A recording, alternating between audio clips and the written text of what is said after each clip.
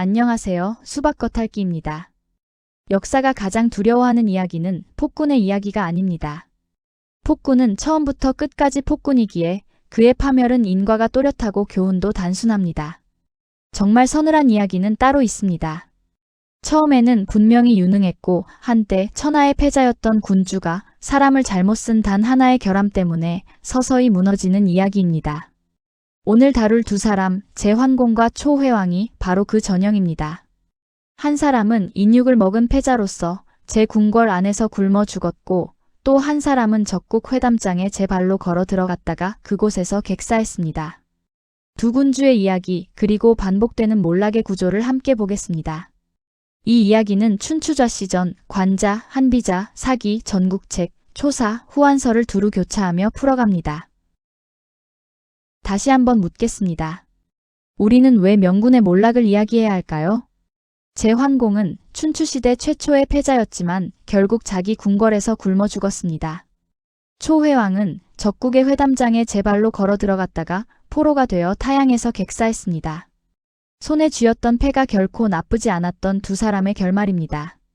옛 군주의 실패를 비웃기는 쉽습니다. 그러나 그 실패의 메커니즘은 놀랍도록 현대적입니다. 정보를 소수에게 의존하는 리더, 듣기 싫은 말을 거르는 필터, 조직 안에서 자라나는 내부자 위험. 이것은 2600년 전 임치의 궁궐만의 문제가 아닙니다. 오늘날 CEO의 회의실에도 알고리즘이 큐레이션하는 우리의 피드에도 똑같이 작동하는 구조입니다. 이 이야기는 세 가지 질문을 던집니다. 첫째, 두 군주는 정말로 훌륭한 군주였는가? 동시대와 후대의 평가를 함께 살펴봅니다. 둘째, 유능했던 사람이 왜 하필 간신에게 의존하게 되는가? 성격과 제도, 그리고 정보라는 세 층위에서 분석합니다. 셋째, 이른바 간신들은 실제로 어떤 기술을 썼는가? 단순한 도덕적 비난을 넘어 그들이 동원한 아첨과 매수, 미색과 고립의 정치공학을 해부합니다. 제1부, 제환공. 인육을 먹은 패자, 굶어 죽다. 제위는 기원전 685년부터 643년까지입니다. 춘추시대 최초로 패자의 이름을 얻었던 이 군주가 어떻게 굶어 죽음에 이르렀는지 그 시작과 끝을 따라가 보겠습니다. 환공의 이름은 소백입니다. 그가 군주가 되는 과정부터가 사람 쓰는 법에 관한 우화입니다. 공자 시절 환공은 관중이 쏜 화살에 맞아 죽을 뻔했습니다. 관중은 정적의 책사였습니다. 그런데 즉위한 환공은 자신을 죽이려 했던 바로 그 관중을 재상으로 발탁합니다. 여기에는 포수가의 첨거가 있었습니다. 포수가는 이렇게 말했습니다. 전하께서 제 나라 하나를 다스리는 데 만족하신다면 저로 충분합니다. 그러나 천하의 패자가 되고자 하신다면 관중이 아니고는 안 됩니다. 사마천은 환공의 폐업을 가능케 한 가장 큰 공로자를 관중이 아니라 사람을 알아본 포수가로 보았습니다. 천하 사람들은 관중의 현명함보다 사람을 알아보는 포수가의 안목, 곧 지인지감을 더 높이 샀다는 것입니다. 관중과의 콤비 플레이로 제나라는 수십 년간 거침없이 뻗어나갔습니다. 존왕양이의 기치 아래 9차례 제후를 규합하는 구합제후를 이루었고 무력이 아니라 회맹으로 천하의 질서를 잡았습니다. 수도 임치를 중심으로 환공의 제나라는 춘추시대 최초로 패자의 이름을 얻었습니다. 춘추 5패의 첫 자리에 오른 것입니다. 그러나 여기서 냉정하게 짚어야 할 대목이 있습니다. 한 연구는 환공 자신의 전략적 안목과 재능이 남보다 특별히 뛰어난 수준은 아니었다고 평가합니다. 그가 가진 진짜 강점은 따로 있었습니다. 간언을 받아들이는 도량, 너그러움, 그리고 한 번 믿은 사람에게 모든 것을 맡기는 신뢰입니다.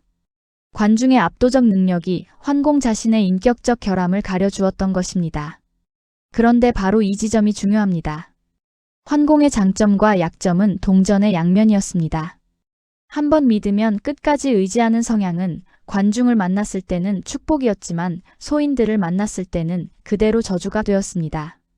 즉 환공을 무너뜨린 것은 그의 결함이 아니라 그 결함이 향한 대상이 바뀐 것이었습니다.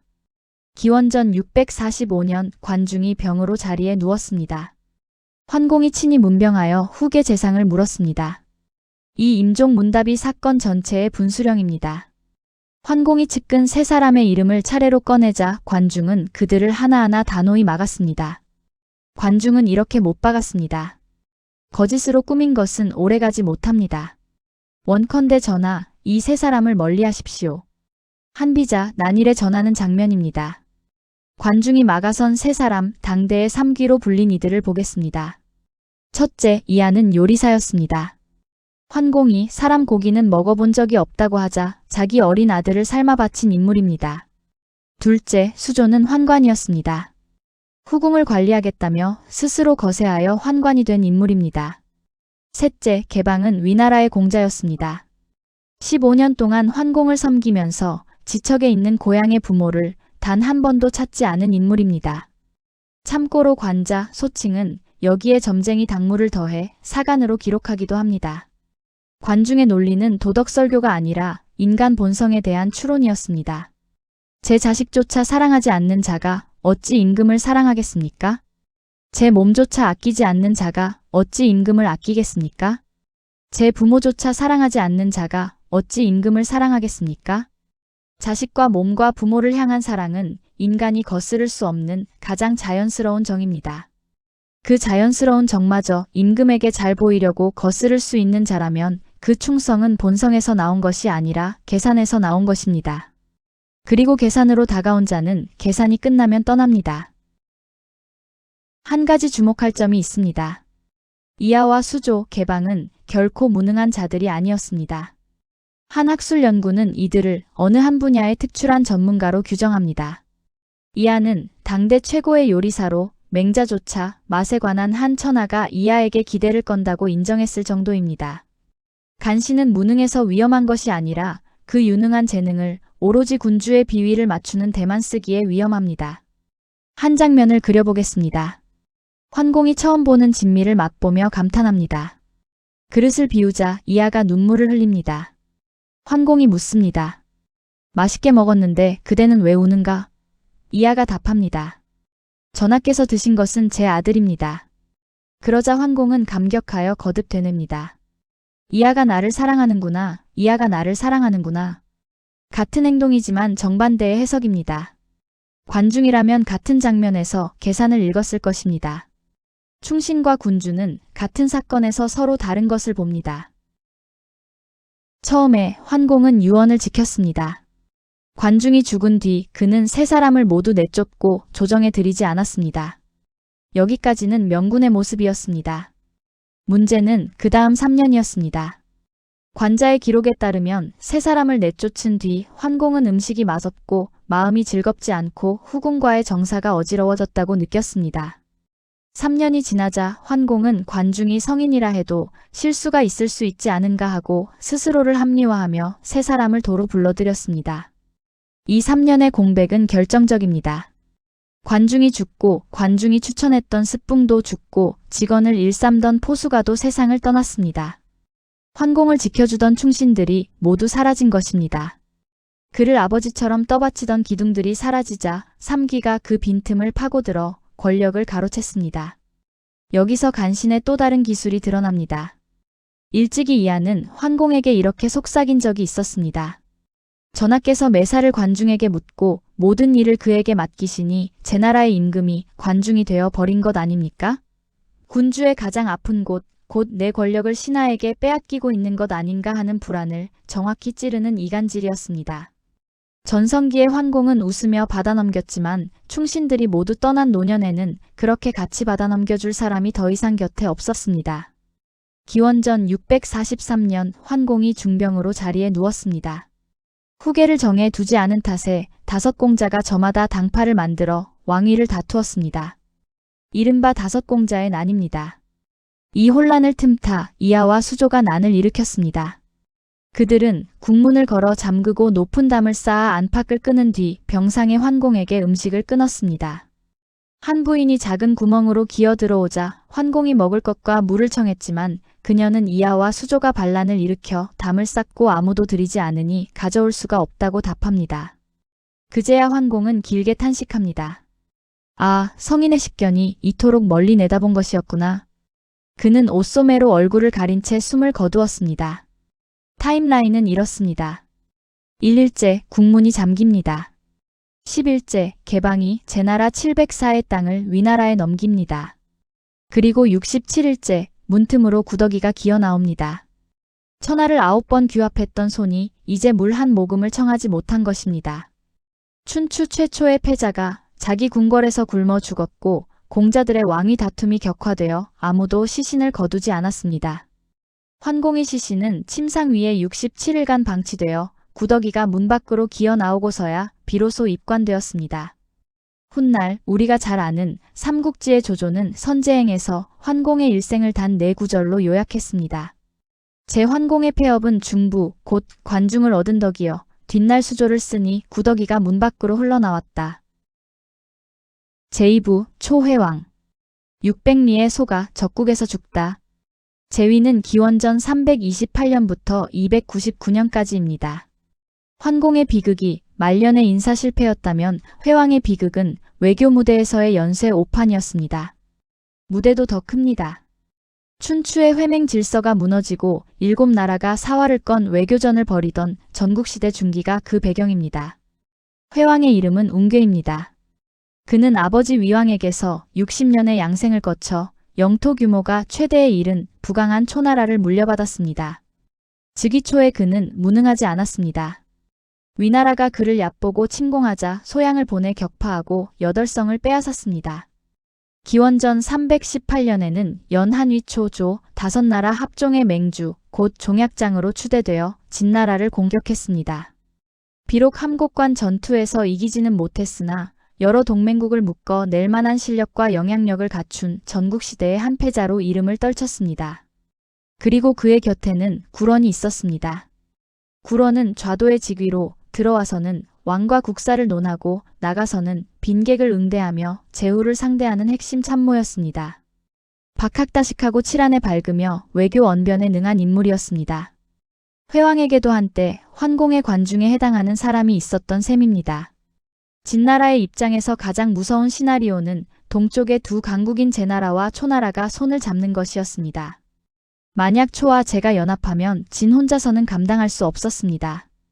그래서 진해왕은 책사장의를 보내 이 동맹을 깨기로 합니다. 장의의 전략은 교과서적인 이간계이자 이익을 미끼로 한 매수였습니다. 장의는 먼저 회왕의 총신 근상을 후한 뇌물로 매수해 아련자리를 만든 뒤 회왕에게 직접 미끼를 던졌습니다. 제나라와 국교를 끊으시면 진나라가 상과 오의 땅 600리를 바치겠습니다. 진나라처럼 강한 나라가 영토를 거저준다는 말에 회왕은 솔깃했습니다. 이때 충신들이 막아섰습니다. 진지는 정확히 함정을 꿰뚫어 보았습니다. 진나라가 우리를 두려워하는 이유는 우리에게 제나라라는 동맹이 있기 때문입니다. 제나라와 먼저 끊으면 우리는 고립되어 진나라의 도마 위에 오릅니다. 땅을 준다면 먼저 받고 나서 끊어도 늦지 않습니다. 구런 역시 강력히 반대했습니다. 그러나 회왕은 눈앞의 이익의 판단력을 잃고 충언을 듣지 않았습니다. 제나라와 먼저 절교하고 사신을 보내 땅을 받아오게 했습니다. 초나라 사신이 진나라 함양에 도착해 약속한 600리 땅을 요구하자 장의는 천연덕스럽게 말합니다. 무슨 말씀이요? 내가 약속한 것은 6리요. 600리라니 잘못 들으셨소. 100이라는 한 글자에 초나라의 운명이 갈렸습니다. 그러나 그 한 글자를 흘려들은 것은 사신의 귀가 아니라 듣고 싶은 것만 들으려 한 왕의 마음이었습니다. 속은 것을 안 회왕은 격노하여 진나라를 공격했습니다. 결과는 참담했습니다. 단양 전투에서 초구는 8만의 목이 베이고 장수 굴개가 사로잡혔으며 한중의 땅을 빼앗겼습니다. 분을 못 이긴 회왕이 전국의 병력을 총동원해 다시 남전으로 진격했으나 또 대패했습니다. 설상가상으로 앞서 절교당한 제나라는 끝내 초나라를 구원하지 않았습니다. 한 번의 외교 오판이 연쇄적인 군사 재앙으로 번진 것입니다. 이 단양과 남전의 패전을 기점으로 초나라는 쇠락의 내리막에 들어섰습니다. 이듬해 진나라가 한중 땅의 일부를 돌려주며 강화를 청하자 회왕은 기이한 답을 내놓습니다. 땅은 필요 없다. 장의를 넘겨받아야 직성이 풀리겠다. 자신을 농락한 장의에 대한 사적 복수심이 국익 판단을 압도한 것입니다. 그런데 놀랍게도 장의는 제 발로 초나라에 다시 들어왔습니다. 그는 자신이 매수해둔 인맥과 회왕의 궁정 심리를 완벽하게 계산하고 있었습니다. 도착한 장인은 다시 근상에게 후한 뇌물을 뿌리고 이번에는 회왕의 총이 정수 일명 남후를 공략했습니다. 정수가 어떤 인물인지는 별도의 일화가 증언합니다. 위나라가 회왕에게 미인을 보내 총애를 빼앗기게 되자 정수는 그 미인에게 왕은 당신의 코를 싫어하니 왕 앞에서는 코를 가리라고 속였습니다. 미인이 그대로 하자 정수는 회왕에게 저 여인이 전하의 몸냄새를 싫어해 코를 가리는 것이라 일러 바쳤습니다. 격노한 회왕은 미인의 코를 베게 했습니다. 질투와 모략에 관한 한 정수는 전문가였습니다. 이것이 환공의 경우와 어떻게 다른지 주목할 만합니다. 환공이 3기가 아첨과 자기희생쇼로 군주의 환심을 샀다면 회왕을 둘러싼 그물은 외부 세력인 진나라의 자금이 내부 측근인 근상과 베갯머리의 정수를 통해 국정 결정에 침투하는 구조였습니다. 적국의 돈이 총신과 애첩을 거쳐 왕의 판단을 사버린 것입니다. 현대적으로 말하면 가장 전형적인 외세 매수형 내부자 위험입니다.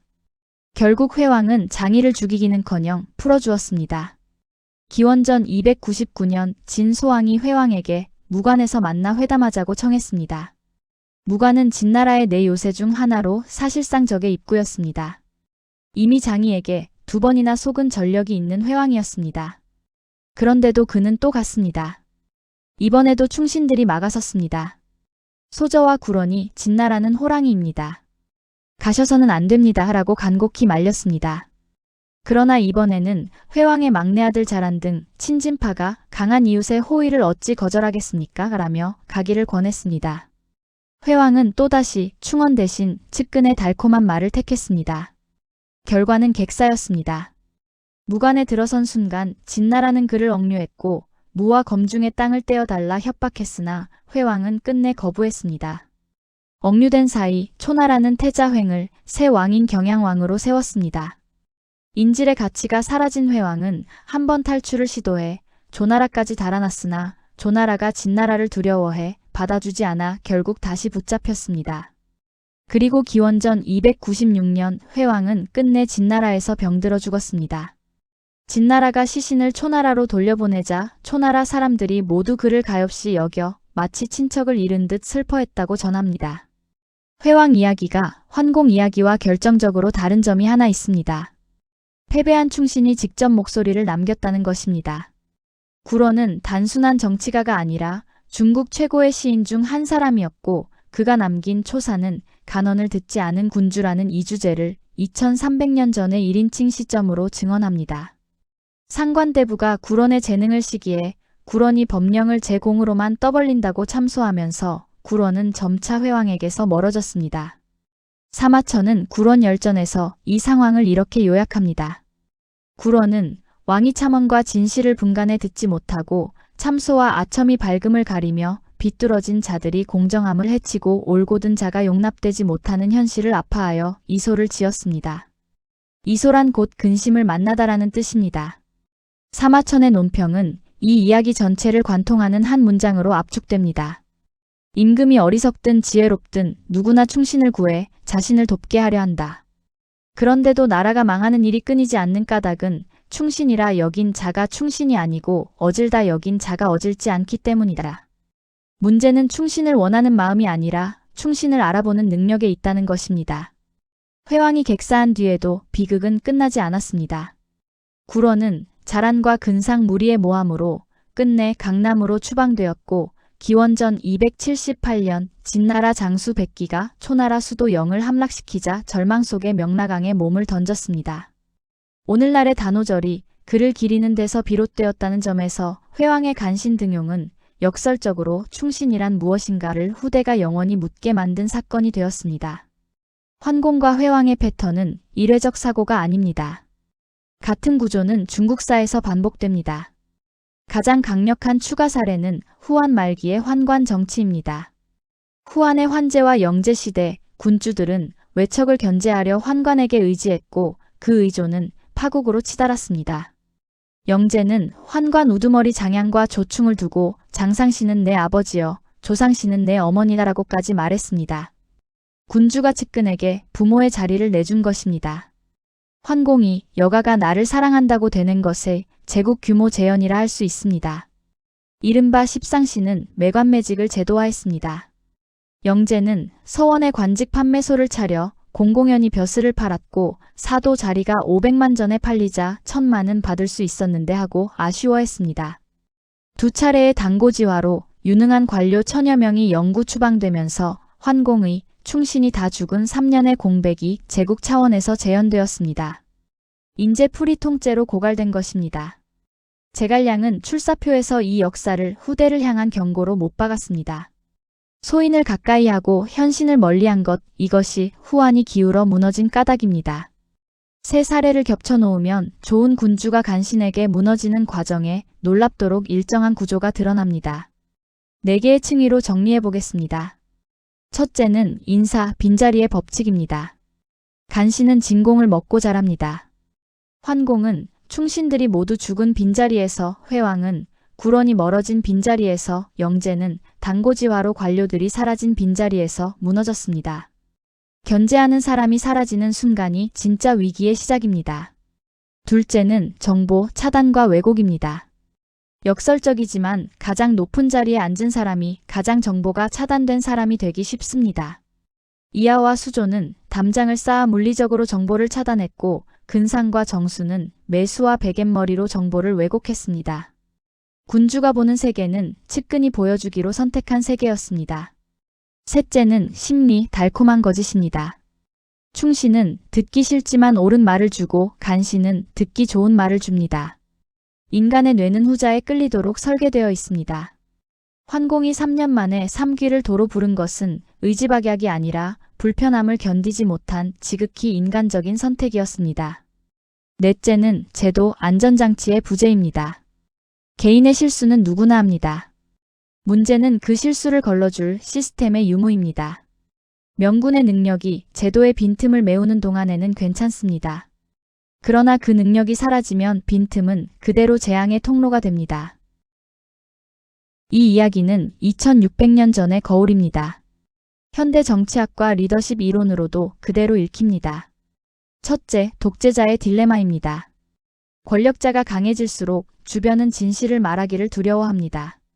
그래서 권력자는 자신이 무엇을 모르는지조차 모르는 상태에 빠집니다. 둘째, 정보 필터링입니다. 측근이 정보의 길목을 장악하면 리더의 의사결정은 측근이 통과시킨 정보의 함수가 됩니다. 셋째, 내부자 위험입니다. 조직을 무너뜨리는 가장 큰 위협은 외부의 적이 아니라 신뢰의 핵심부에 침투한 내부자입니다. 넷째, 알고리즘 시대의 변주입니다. 보고 싶은 것만 보여주는 측근은 사라지지 않았습니다. 우리에게 보고 싶은 것만 보여주는 추천 알고리즘과 동의하는 의견만 모이는 필터 버블이 그 현대적 후회입니다. 결국 간신은 군주를 속이는 것이 아니라 군주가 스스로 속고 싶어 하는 마음을 정확히 공략합니다. 충신을 알아보는 일이 어려운 이유는 그것이 지능의 문제가 아니라 불편함을 견디는 힘의 문제이기 때문입니다. 천하를 9번 규합했던 손이 물 한 모금을 청하지 못했고 합종의 맹주였던 왕이 적국에서 외롭게 눈을 감았습니다. 두 사람을 무너뜨린 것은 적의 칼이 아니라 듣기 싫은 말을 끝내 듣지 못한 자기 자신이었습니다. 내 곁에 관중을 알아보고 있는지, 견제하는 사람이 사라진 빈자리를 방치하고 있지 않은지, 그리고 나는 불편함을 견딜 수 있는지. 이 질문을 여러분께 남깁니다. 지금까지 수박 겉핥기였습니다. 영상이 흥미로우셨다면 구독과 좋아요 부탁드립니다. 다음 이야기에서 다시 뵙겠습니다. 감사합니다.